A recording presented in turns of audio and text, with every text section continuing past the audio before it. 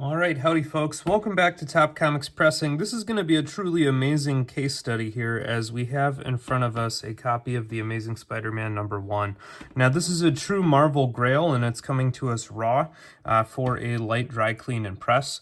I have it supported here with at least one big hand open and splayed underneath, and I just want to walk you through some of the defects that I'm going to see here. So first, right down the front here, you can see that this crease goes all the way from top to bottom, and so that's a subscription crease from when this was folded in the half in some sort of mailing or distribution center. So I get mixed reports, and obviously this happened way before I was born, and so I can't really say, but definitely that is what you would call a subscription crease top to bottom. In addition to that, there's going to be a relatively large crease right through here, and you can see that go through the great feature length, and then right through here.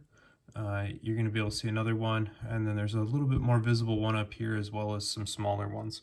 Now, if you look at the bottom corner, you will see another one right there. And so remember, CGC is going to take the entirety of that creasing when it's doing its grading, and the subscription crease alone is going to take you down to a 6.0, even if the rest of the book was pristine. The rest of the creases, given the full length and the multiple number of them, is really going to reduce the grade on this book. If it was just the creasing that we just described, I would expect this book to come in either at a 4 or a 4.0. A 4 or a 4.5, depending on, some of the other subtle things. Now, if I turn this ever so slightly on the side, you can see at the top there that there is the start of a spine split. It's not super long, but it's clearly visible. And if I look down at the bottom, you can see that there's a little piece sticking out there where that has also split. And if we look at the bottom staple, it's definitely recessed from the front. It might be separated, it might not be, and I'm not going to be the person to stress it to make that decision. And so what I'm going to do here is do everything in my power to avoid putting any stress, strain, or torque on that staple, as well as the one up here, which is very, very clearly recessed and all the way in there. So if you look at that top down, you can see that there's definitely staple tearing around that staple. And that combined with the spine fraying and pre-existing spine splits are going to make this a truly delicate press. And so when we get to the point where we're going to press it, we're only going to put a magazine backer board at the centerfold. I'm not going to put anything under the cover. The magazine backer board at the centerfold is only going to be there to match the width of the staples, and we're going to apply the world's slightest pressure when pushing it in to make sure that we have the board snug against both staples, but that's all we're going to do with it. You'll notice that the right edge here is protruding. That by itself is not a giveaway or a tell of any kind of trimming. That could be quite normal for a book of this era, especially with that staple stress. And particularly, if you look at it top down, it's probably good odds that the wraps are not pushed fully snug against those staples. Okay, so flipping it on over here, this is an example of what we're going to call marble chipping, and you can see the whole top edge has all these tears on there. That was part of the production process from using super dull blades to cut the books, and occasionally they would tear. On the back cover, you can see that there is a lot more creasing, including through here. You do see some of that subscription crease as well, so it starts down here, and it'll go all the way up to the top. And then in addition to that, there's a relatively large tear with multiple creases. And my first view of this was, oh no, I think this thing is restored, because I thought that tear went all the way up into here, and it's really only separated up till there. So I had a fear for a brief second that somebody had glued the tear, but I don't think that's actually the case. I actually took my glove off and tried to feel it, and I don't feel any roughness or anything, and I looked at it under UV and I didn't see anything.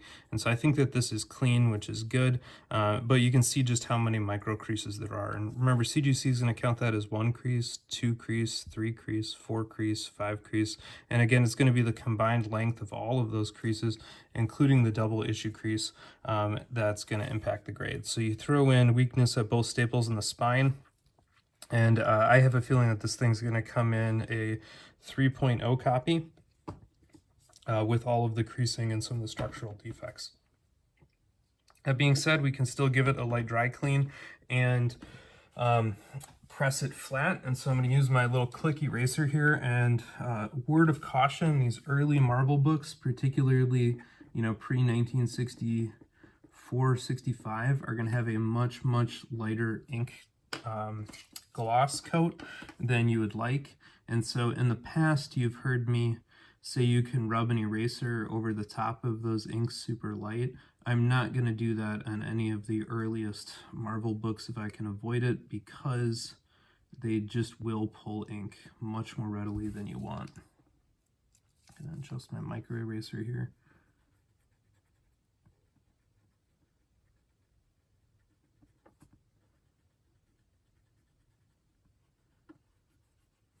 We're just going to target the darkest here. Obviously, this is going to be a, you know, well-worn, well-loved book, and so we're not going to aim for any home runs. Honestly, from a dirt perspective, it looks really, really good. And I'm going to go like the world's lightest here over this yellow by The Invisible Woman, only because there's so much visible dirt on it, and I just want to make it look its best. But you have to be super light and super strategic about every stroke. All right, so that's about all we're going to even do there. Just try to get the, you know, the most obvious we possibly can. And, you know, from a surface dirt perspective, this thing is going to be just fine. That's not really what's holding it up. And again, with the spine here and the staples, we're going to go just ever so gently. Very light evidence of water exposure there. With the pages on this thing, I would call them off-white to white. When I took a very, very brief glance at the interior, I counted the wraps. I got to 8 and found the center staples. The bottom staple is disconnected from the center fold. And so that usually would keep you, you know, out of the 8s and 9s in terms of a grade, but on a book like this, it's going to have negligible impact on the grade. We are getting up a good amount of dirt, so that's good that we're making the effort here.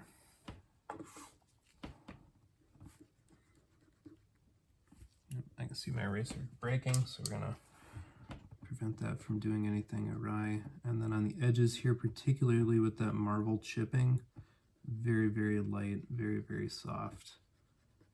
If you're new to watching me do this, I'm keeping my left hand fully splayed, and I'm using my index finger and my thumb to anchor the paper to make sure the pressure wave in front of my eraser is not causing any ripples that are going to cause tears.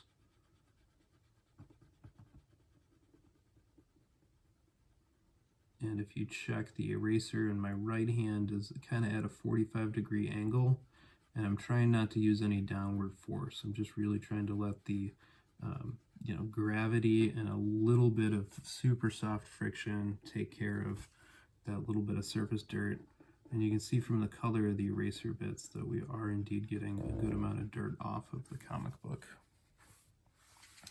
Okay, now one thing I like to do on these open edges, particularly when they're visible, is to again take that eraser slightly down them.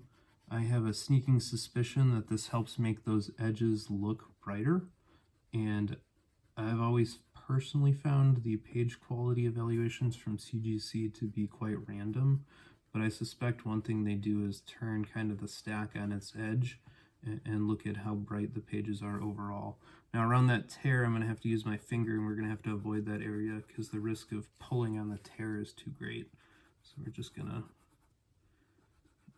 use the left hand there.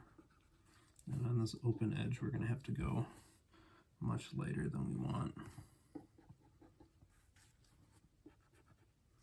Yeah, you can see it moving the tear.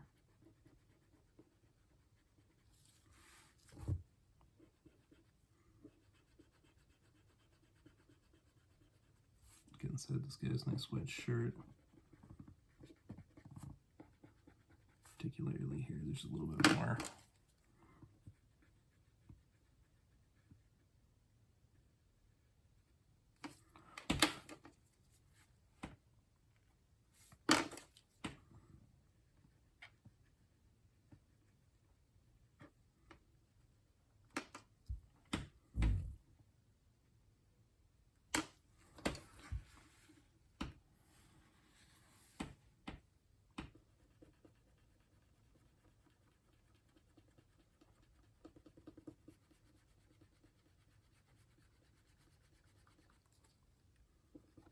I'm going to avoid the top kind of 1/4 inch here because, again, I don't want to risk anything near that Marvel chipping.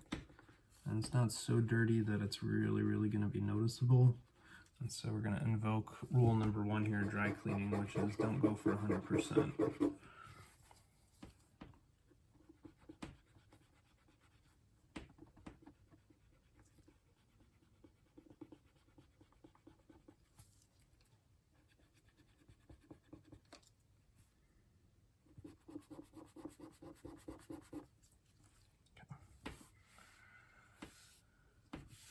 Again, with the Mr. Clean, or with the Swiffer sheet here, we're going to go, you know, kind of along the book. And because of that tear, we're going to have to kind of go out. And with the tear, I always try to go parallel to the tear and never across it.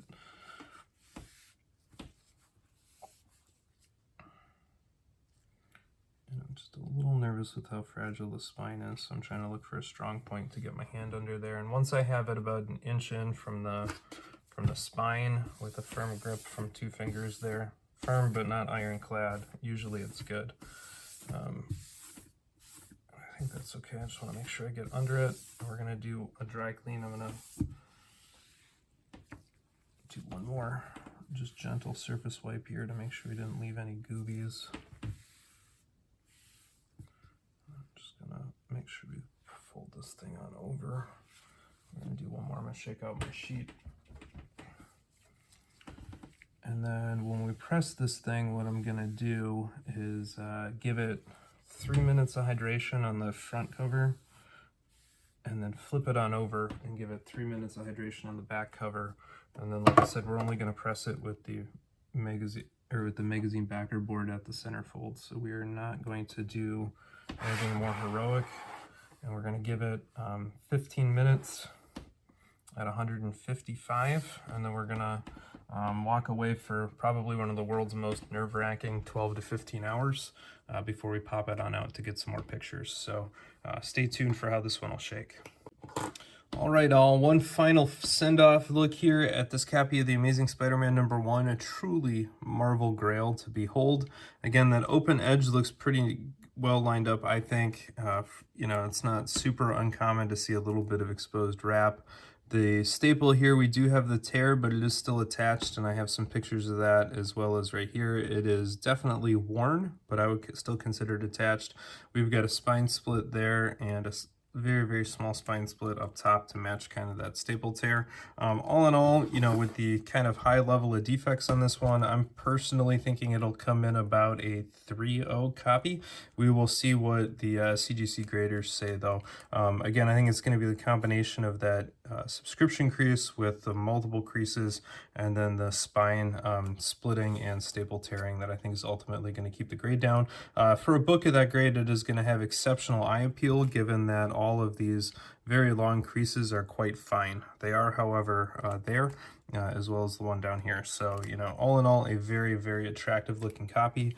As always here, what I'm going to do is take this full back E-Gerber Mylight, that is the kind of standard size, and I'm going to put that inside of a Golden Age one as a way of protecting all of the corners of that book.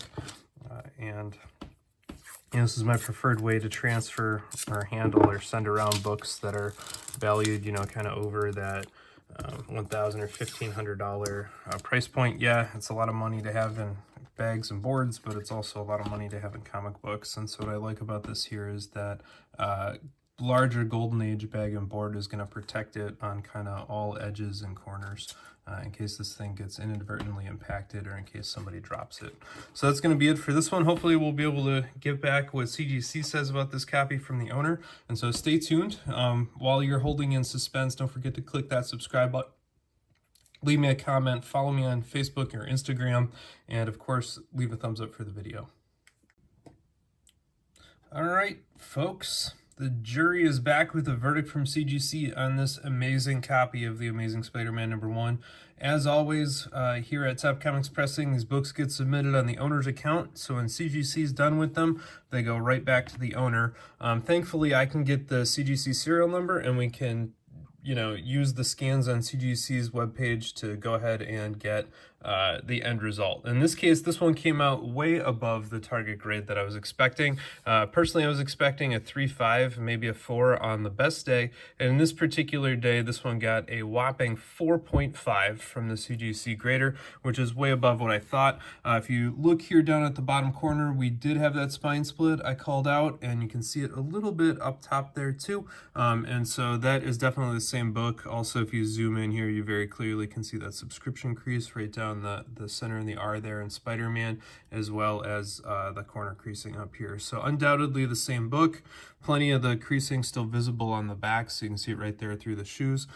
So this one I would say turned out well above expectations, and I'm very thrilled for the owner of this copy of the Amazing Spider-Man #1. Hopefully, again, you've enjoyed watching the video on the process here from Top Comics Pressing. Leave a big thumbs up for the video, smash that subscribe button down below, and check out the before and after pictures of this one on Facebook or Instagram if I remember to post them when the video goes live. Other than that, keep on collecting what you enjoy.